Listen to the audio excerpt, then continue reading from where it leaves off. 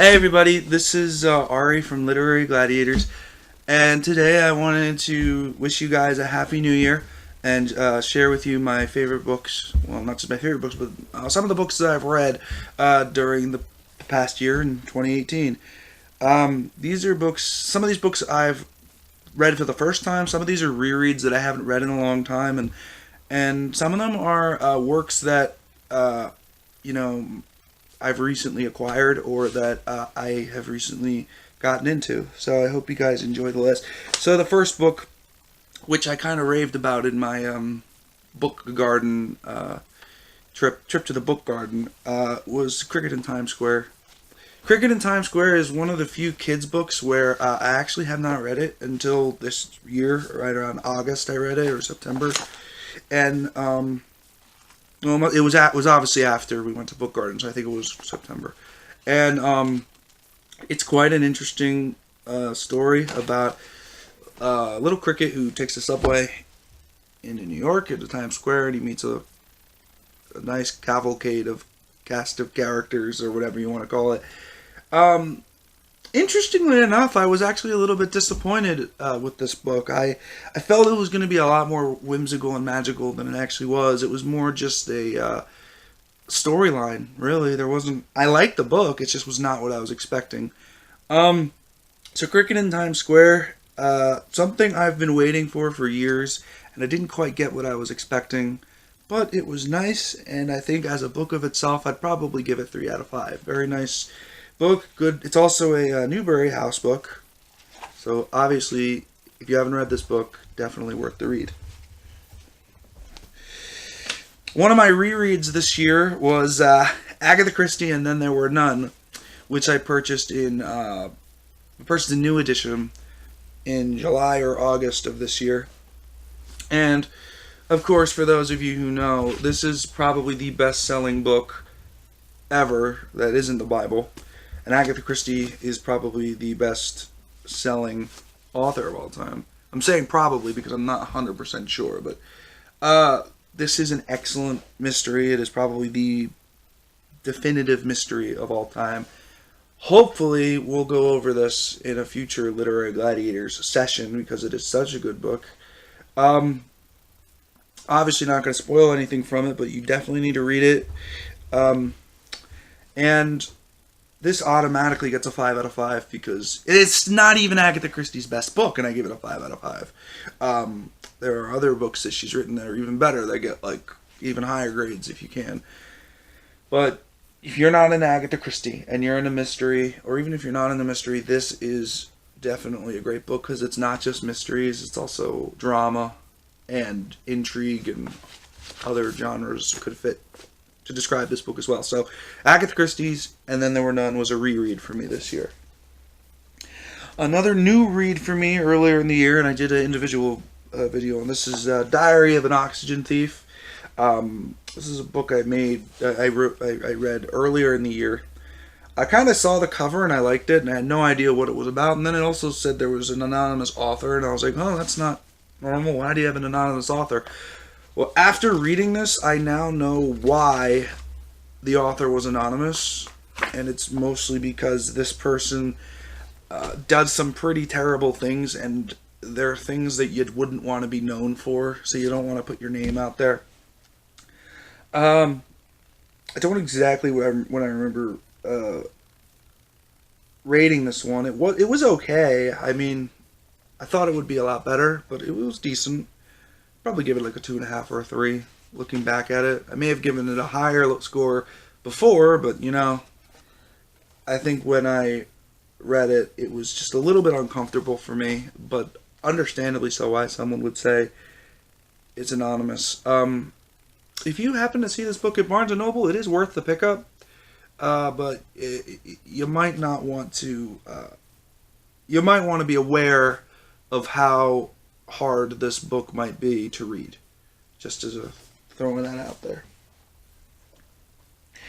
This next book I got in an estate sale. It is a interesting guide that I picked up during a time where I was really frustrated at certain people.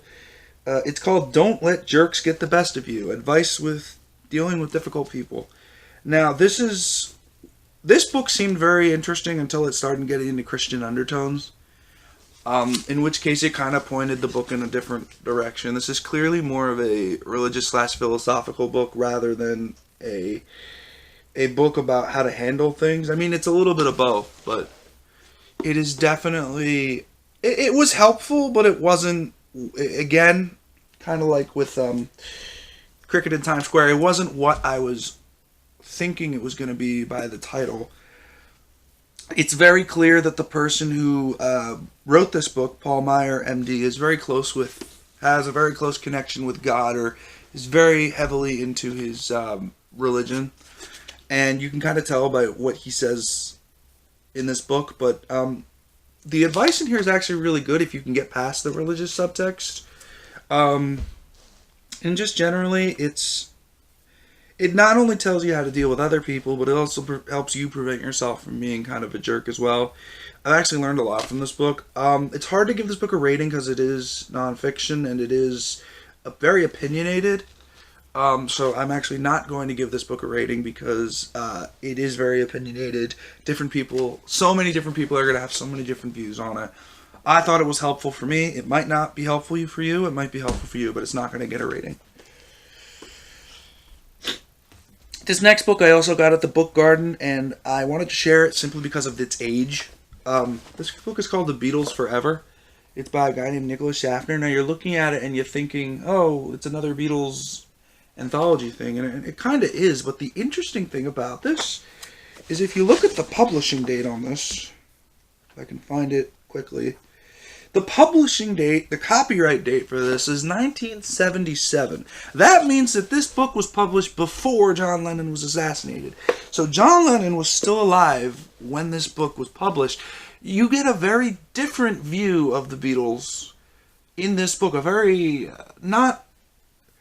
It's much more closer to what you would expect it to be in the 70s, when the Beatles, 7 years ago, they're still going through their solo careers when this book is published. It talks a lot about their solo careers.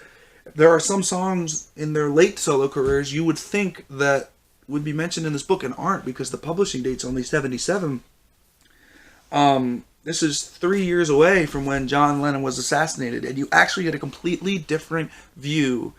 If you were to look at this book, at this fan of the Beatles, and look at his work in this book, it's going to be extremely different from anyone who views it nowadays, like who would write an anthology nowadays. It's extremely different.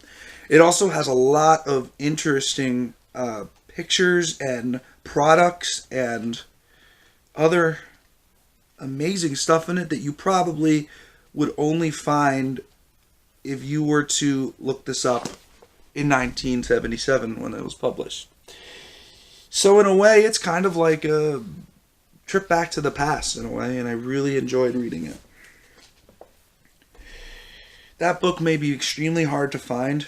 I just kind of found it by luck at the Book Garden, so I can't really recommend anywhere to find it, but it is a remarkable look at it. Josh gave me this book. This is a pocketbook for Leonard Cohen. It's not just his songs, but also his poets as well. And randomly, I just happened to open to the page that has Who by Fire in it, which is a poem we will be going over in the upcoming series of Literary Gladiators. Who by Fire is probably one of my favorite songs. Josh is actually right behind the camera here, so I'm not going to give away anything about it. But speaking of which, Leonard Cohen is a very good singer. If you don't care for very difficult lyrics that are hard to decipher, if you don't want to take the time to look through lyrics and sift through them, Leonard Cohen's not really for you. But if you do like trying to figure out multiple meanings to different things, both his poetry and his songs are good. I have not completely gotten through all the poems in here, but I've gotten through most of them. And they are, some of these that are not songs, I can understand why they didn't become songs. They're very deep, and more deep than any songs that he's actually written. So, the Leonard Cohen pocketbook, I would recommend it to anyone who likes Leonard Cohen, but if you're struggling with understanding deep meaning, it's not really for you. I would give it, for me personally, I'd give it a 4 out of 5, simply because I do enjoy this kind of stuff. But for someone, like I said, for someone who doesn't really enjoy deep philosophical lyrics and doesn't want to have to delve in and try and figure stuff out, I would actually completely avoid this book. But the music is still nice. You could still listen to the music, but the book might be something you want to avoid. So it depends on your view of the situation. And speaking of poetry, I wanted to talk really briefly about one more poet that has kind of just emerged onto the scene. So, I get really excited when certain people, especially people I know, come out with poetry that they've been afraid to share with people for a good amount of time. Maybe 5, 6, 7 years, maybe even longer if you're old enough. And then when they suddenly release a new poem or a new set of poems, it becomes exciting, because then you get to learn more about the people that they were kind of hiding from you before. And it opens themselves up for more. And my friend Nicholas Sala actually recently opened his poetry book to a select group of people. And he has asked me... Well, actually, I talked with him, and he gave me permission to share a poem that he had made about why do people hate each other, and why do people, like, completely... Where does hate come from? How is it birthed? And what causes it? And he says he's very proud of this poem, and he actually recently released about 90 or 100 poems, I forget the exact amount, to a select few group of people. And my wish to my friend Nick is that I hope that you continue to release stuff, because your stuff's really good. And maybe you could release some on YouTube, maybe, so I can put a little link down in the description, maybe. Just thinking. So this is a poem that he wrote called From Where Does the Hatred Brew? He wrote this on September 27th, 2016, but he only released it in November, so it still applies under the 2018, what I've read in 2018. From where does mankind's hatred brew? Scent so foul it can clear a room, amp the insults to raise up stakes, pride in our minds, but its use so misplaced. From where does mankind's hatred brew? Where's the payoff for running our mouths? Well, 1 in a million get written about lucky ghosts who rose when they fiercely lashed out. Some now longingly crave this attention, the outbursts, though never done for that intention. So from where does this hatred brew? Come closer now and I'll show you the truth. Hatred is a sneaky beast. It comes from deep inside of you. It's an exhibition of your fears towards competition from your peers. It's a barrier from learning and a weak way to resist new education. Like a star, its value lessens. We bark at those with faulty qualities we share, but keep locked up to ourselves. Hatred comes from us not accepting those certain aspects of ourselves. Hatred comes from deep within. Your body a trapped cushion pin. Bash at their frames such a sin. You've been dealing inhuman rage. Compensates for your lack of expressing more sensitive, vulnerable feelings. Now you know the truth. Hatred will never use you. Don't let it take over, and don't let it cut through you. And to me, this poem really spoke to me, because it's definitely explaining that all hatred comes from inside. You can't really... It's kind of like one person will hate someone for doing one thing, and another person will hate someone... Will not hate the same person for doing the same thing. So the common denominator is the person who is doing the hating. You are always going to hate because you choose to hate. Whether it be something serious like racism or sexism, or if it's just something simple like someone pissed you off.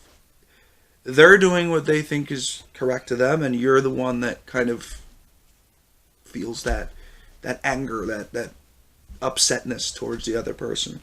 And it kind of also speaks to, and this isn't just from my opinion, it's from probably anyone who heard it, to Nicholas's background.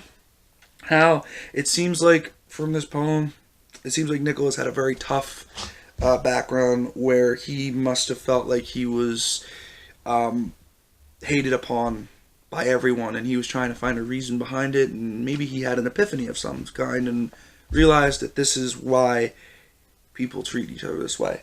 And this is just one of the many, many, many poems that Nicholas has released in the last month or two. There are only a few that he's willing to publicly share, but for this particular one, I will put this poem in the comments section. And if you guys like the poem, I will let my friend Nicholas know, and hopefully that he will be very happy to hear about your opinions on this poem. So in general, those were most of the works that I read in 2018 that I felt were notable or important. Just as a brief message, some other works I know I've read include the poetry of Robert Frost. I have not gotten through that yet, but I love Robert Frost. He's a great poet. So that's another one that I had been working on. I had also read a little bit of Harry Harrison this year. I've gotten a little into science fiction fantasy from him. He has a book called Planet of the Damned that's been sitting on my shelf for ages, and I just never got around to reading it, but I've started reading some of his stuff, and it's interesting, although it's not quite what you would consider contemporary science fiction to be. And then finally, I also have been doing a little bit of reading on some biographies lately. George Harrison's I, Me, Mine biography is one that I was rereading this year. Very interesting autobiography, if you would like to check it out. You can find it basically at any Barnes & Noble, or you can find it online. It's called I, Me, Mine. And it's about his career with the Beatles and his solo career. Quite interesting. And I think I, Me, Mine's a great title for it because that song was his last as a Beatle, but his first as it led into a solo career.